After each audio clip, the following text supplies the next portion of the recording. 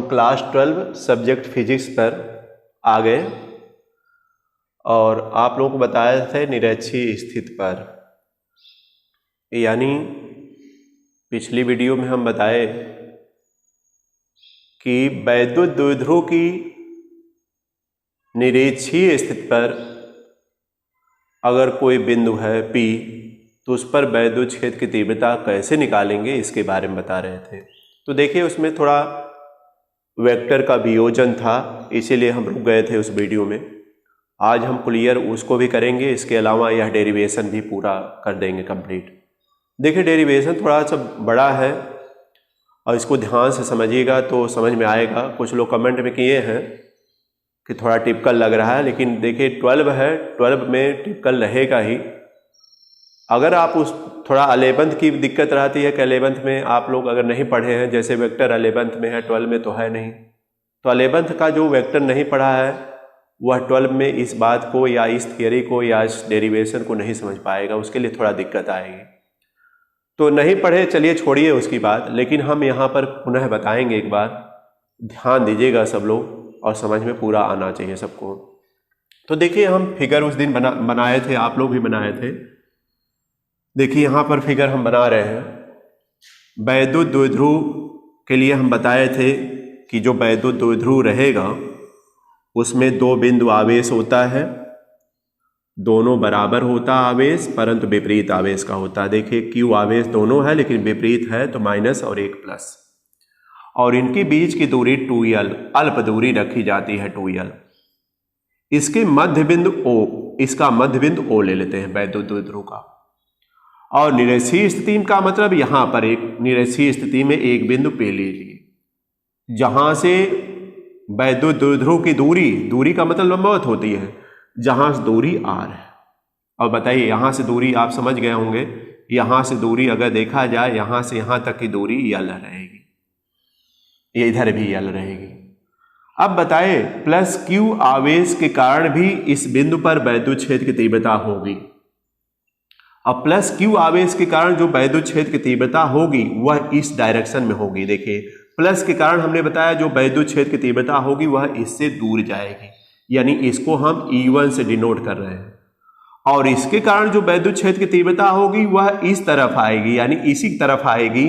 अगर वो देखा जाए तो उसकी दिशा जो है P से, यहाँ पर अगर इसको AB मान लें तो देखिए इसकी दिशा P से A की तरफ होगी और लेकिन इसकी दिशा B से P की तरफ होगी, यानी इधर हो जाएगी। यह देखिए E2 बन जाएगा। इस फिगर को सब लोग बनाए हैं, इसी तरह फिगर बना होगा। हमने कहा कि बिंदु P निरक्षीय स्थिति में है, प्लस Q आवेश के कारण इस पर जो तीव्रता आएगी वह E1 आएगी, जो इससे दूर जाएगी, पिछली वीडियो में हमने बताया है। माइनस Q के कारण जो वैद्युत क्षेत्र की तीव्रता P पर बनेगी वह P से A की तरफ, यानी P से A की तरफ, और यह B से P की तरफ जाएगी। अब आपको दूरी का आकलन करना है, यहां से यहां तक की दूरी क्या है। तो देखिए यह समकोण त्रिभुज तो बनेगा ही, ये 90 रहेगा। तो कर्ण निकालना है, तो देखिए कर्ण अगर आपको निकालना है तो देखिए आपको बताए थे हम करके कि पाइथागोरस प्रमेय का यूज करिएगा। तो इसमें देखिए यह दूरी जो आएगी वह r² प्लस l² आएगी, यह तो नोट किए होंगे सब लोग। उसी तरह यह दूरी भी देखा जाए, चूंकि वही पाइथागोरस प्रमेय लगेगी, l लंबाई रहेगी, इसकी भी r वही रहेगा, तो इसकी भी दूरी देखा जाए, अंदर हम लिख देते हैं क्या आएगी, r² प्लस l², वही दूरी आएगी, r² प्लस l² आएगी। फिगर तो यह बनाए हैं सब लोग, दूरी का भी समझ गए। अब देखिए यहां पर हम बताए थे प्लस Q के कारण वैद्युत क्षेत्र जो बना E1 बराबर हो जाएगा 1/4 पाई एप्सिलॉन 0। हमने बताया अगर किसी माध्यम में यह है जिसका परावैद्युतांक K है तो K भी लगेगा, K लगा दीजिएगा। और Q/r² होता है, तो बताइए r का मतलब यहां से यहां तक दूरी, यह r मत समझ बैठिएगा, r का मतलब P से B तक की दूरी। तो P से B तक की दूरी बताइए क्या आएगी, दूरी का वर्ग होता है तो अंडर रूट तो हट ही जाएगा, r² प्लस क्या आएगा, l² आ जाएगा। बोलिए आएगा कि नहीं। यह E1 आएगा, इसको E1 आप मान लिए। फिर चलिए माइनस Q के कारण हमने बताया, माइनस Q यहाँ लिखना है, माइनस क्यू के कारण वैद्युत क्षेत्र अगर निकाला जाए, वैद्युत क्षेत्र, तो क्या बनेगा देखिए, E2 बन जाएगा। उसी तरह यह भी लगेगा 1/4πε0 के लगेगा, और Q अपान दूरी थी यहाँ भी देखिए r² L² का होल स्क्वायर होगा तो ये अंडर रूट हटेगा, तो देखिए r² + L² इसका भी बनेगा। तो यह सब लोग यहाँ तक नोट कर लिए होंगे सब लोग। बोलिए नोट हुआ है कि नहीं? नोट हो गया होगा सबका, या और नहीं नोट किया है तो नोट कर लीजिएगा। बोलिए इसमें कोई दिक्कत नहीं है, फार्मूला बताया गया था कि यह आएगा। r² है तो दूरी देखते हैं, नहीं कि r यहां दिया तो ही r² होगा। यह मानक मत मानिए आप लोग, कहां का सिंबल क्या है, कहां का सिंबल क्या है, यह समझ में आना चाहिए।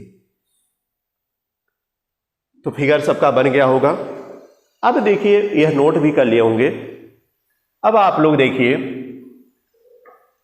इस बात को समझाना है। अगर यह मान लीजिए झुकाव इसका थीटा यह माना जाए, अगर झुकाव यह थीटा माना जाए, तो जो E1 है इस तरह E1 देखिए बना हुआ है।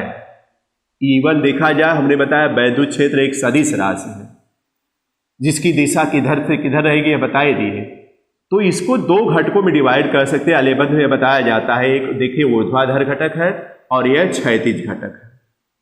इस दो घटकों में डिवाइड कर सकते हैं। यह देखिए साइन में आएगा, यानी E1 साइन थीटा में आएगा, और यह जो है आएगा E2 कास थीटा में आएगा। एक साइन थीटा में आता है, एक कास थीटा में आएगा। E2 नहीं, सॉरी E1 लिखिएगा, और यह भी E1 रहेगा।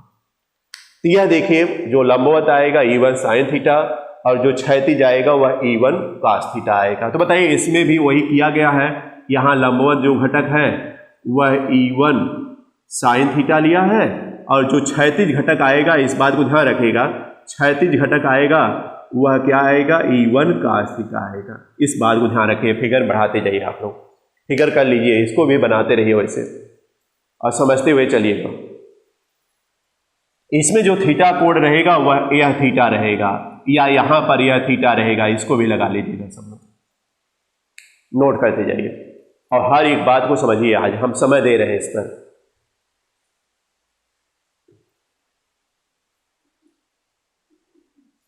निरक्षीय स्थिति में हम बता रहे हैं। बताइए दो घटक इसके हो गए। अब आप समझिए, यहीं से लगा हुआ एक इस तरह वेक्टर खींचा गया, हम E2 जिसको लिया गया है, यह बिंदु आपका P है। देखिए अलग करके बता रहे हैं, E2 यह है कि नहीं, उसी तरह। तो बताइए इसके भी तो दो घटक होंगे। एक घटक देखिए ऊर्ध्वाधर नीचे की तरफ आएगा, चूंकि दिशा इसकी नीचे की तरफ हो चुकी है, तो यह देखिए यह भी बनेगा क्या, E2 साइन थीटा। और यह घटक जो इस पर क्षैतिज आएगा वह इधर जाएगा, और तो क्या आएगा, E2 कास थीटा आएगा। बोलिए E2 कास थीटा क्षैतिज में और बढ़ेगा, और यह देखिए है। अब आप समझिए, अभी हम किए थे E1 का मान देखे थे 1/4πε0 Q/r² + L² आया था। E2 बराबर भी उतना आया था।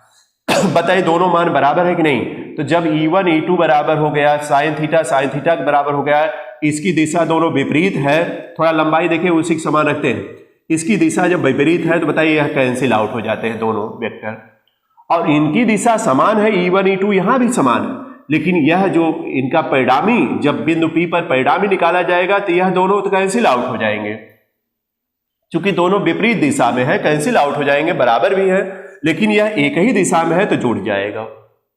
तो P पर परिणामी जो आएगा वह E1 cos theta + E2 cos theta आ गया।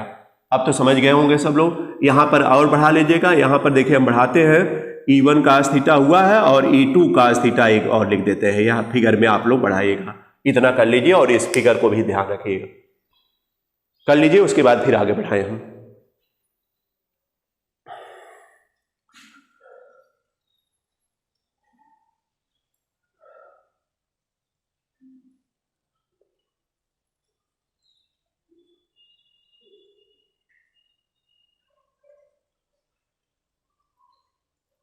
हो गया होगा, चलिए फिर मिटाते हैं।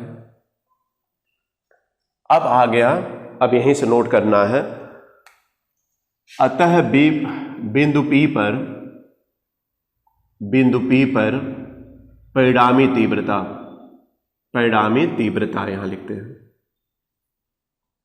E बराबर E1 मिल गया cos theta plus E2 cos theta मिल गया। यहां हमने बताया cos थीटा समान रहेगा, पहले इतना नोट करिए आप लोग।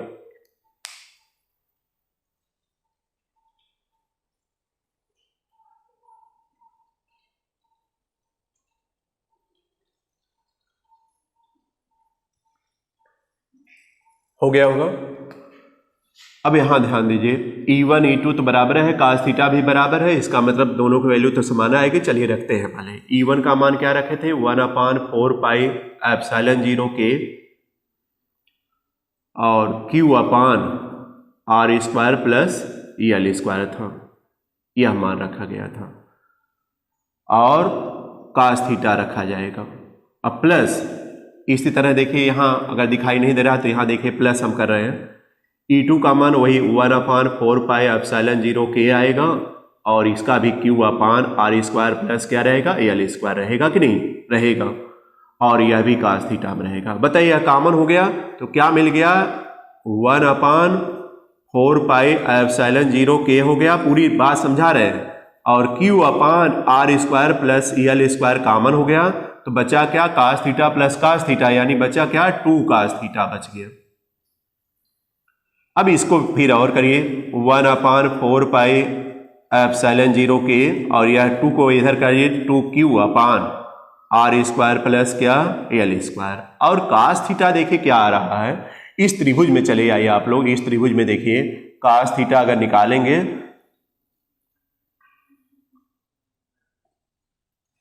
cos थीटा बराबर आधार बटे कर्ण होगा। तो आधार देखिए क्या है, यल है, आधार का मतलब यही होगा, तो यल। अब बटे कर्ण क्या आएगा, कर्ण देखिए निकाले हैं, r² प्लस क्या रहेगा, L²। अब इसी को सिंप्लीफाई करना रहेगा, देख लीजिए। अब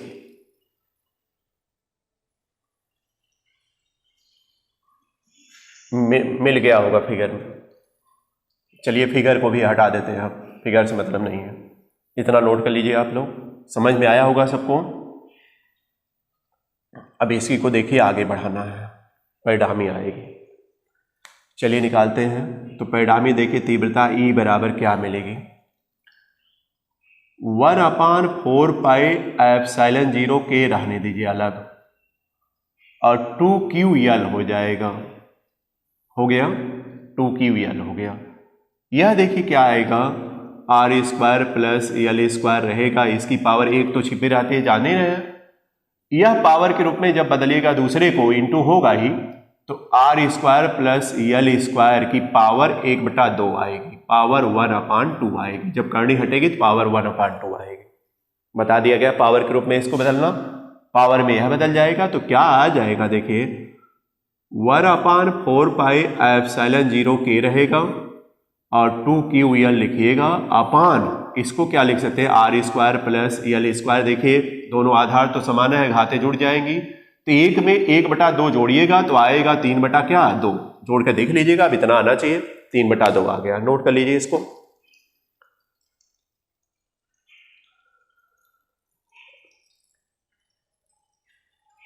डेरिवेशन की तरफ हम आगे बढ़ रहे हैं, ध्यान दीजिएगा, और आना चाहिए सबको समझ में। हो गया होगा।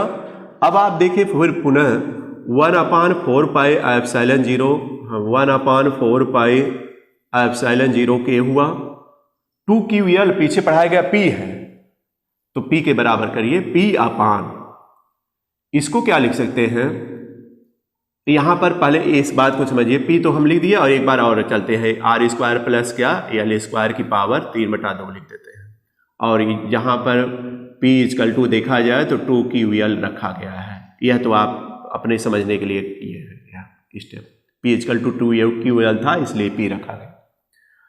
अब आप समझिए इस बात को, E तो आ रहा है, यहां पर देखा जाए, हमने पिछले भी बताया था वीडियो में कि R का मान L की तुलना में बहुत ज्यादा रहेगा, यानी इसको मैथमेटिकल रूप में दिखा सकते हैं कि R ग्रेटर देन यानी L, यानी कहने का मतलब है कि R का मान L से बहुत अधिक है, और जब L का मान R ग्रेटर देन L, अतः क्या किया जाएगा, L को छोड़ने पर, हम पिछली वीडियो में ही बताए हैं, जब बहुत छोटा रहेगा तो इसको छोड़ दिया जाएगा, छोड़ने पर जब L को छोड़िएगा तो क्या मिलेगा, E इजकल टू 1/4πε0 K रहेगा, और यहाँ पर P रहेगा अपान,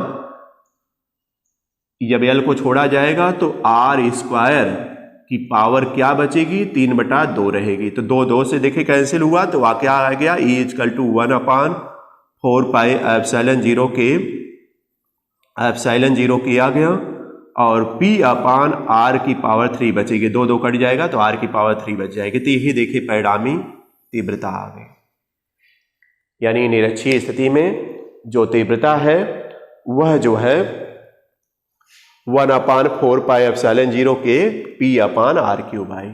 और जबकि अच्छी स्थिति में आप लोग देखे थे तो यहाँ पर 2P आया था, बस इतना अंतर है, यहाँ P आया है, वहां पर अच्छी स्थिति में 2P आया था, बस इतना था अंतर।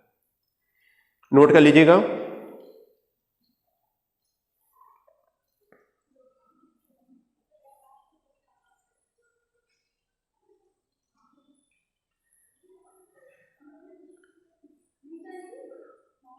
तो आ गया हुआ समझ में,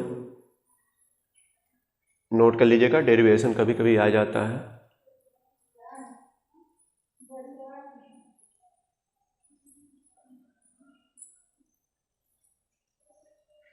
तो ध्यान देना, देखिए जब आप लोग इस वैल्यू को चलिएगा तो पूछता E की दिशा क्या है, चूंकि वैद्युत क्षेत्र की तीव्रता सदिश है, इसकी दिशा कुछ ना कुछ होगी, उस दिशा के बारे में चलते हैं। एक बार देखिए पुनः हमको फिगर बनाना पड़ रहा है, देखिए यहाँ बना रहे हैं, यह देखिए इसी तरह छोटा सा फिगर हम बना रहे हैं, आप लोग तो बनाए हैं, उस फिगर को देखिएगा, -Q लिखे थे, यहाँ +Q लिखे थे, यहाँ पर P बिंदु लिया गया था, इसको यहाँ से मिलाया गया था, इसको यहाँ से मिलाए थे, इसको यहाँ से मिलाए थे, मान लीजिए। तो जो दिशा आई थी देखिए E1 आया था, E2 यहाँ आया था, बताइए E1 cos थीटा यहाँ आया था, E2 cos थीटा इधर आया था। तो बताइए दिशा अगर देखा जाए तो P से इधर है कि नहीं, तो आप लिखिएगा वैद्युत, अगर देखा जाए तो परिणामी जो तीव्रता E है उसकी दिशा देखा जाए तो वैद्युत द्विध्रुव में जो +Q से -Q की तरफ दिशा है वही दिशा इसकी है, यानी उसी दिशा के समांतर है। तो आप लिखेगा E की दिशा, परिणामी E की दिशा वैद्युत द्विध्रुव के अक्ष के समांतर, वैद्युत द्विध्रुव के अक्ष के समांतर +Q से -Q की ओर होगी, +Q से -Q की तरफ होगी। इसी तरह जवाब दीजिएगा, नोट कर लीजिएगा सब लोग।